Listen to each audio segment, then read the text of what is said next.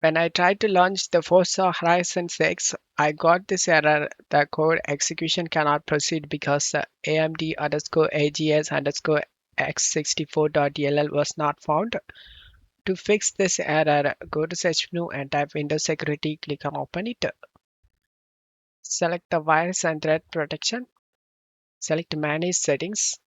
Scroll down and select Add or Remove Exclusions and select Yes. Select Add an Exclusion and select Folder. Navigate to the Forza Horizon 6 game folder. Select the game folder and select folder option. Game has added to this list.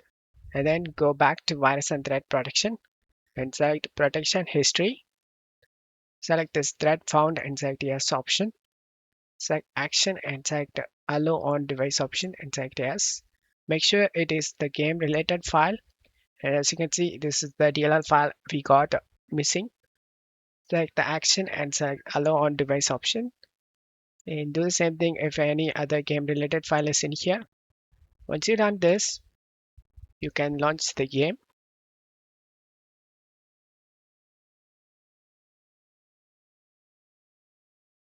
As you can see, the game opens up without having any problem. I hope this video helped you. If the video helped you, don't forget to leave a like and subscribe. Thank you.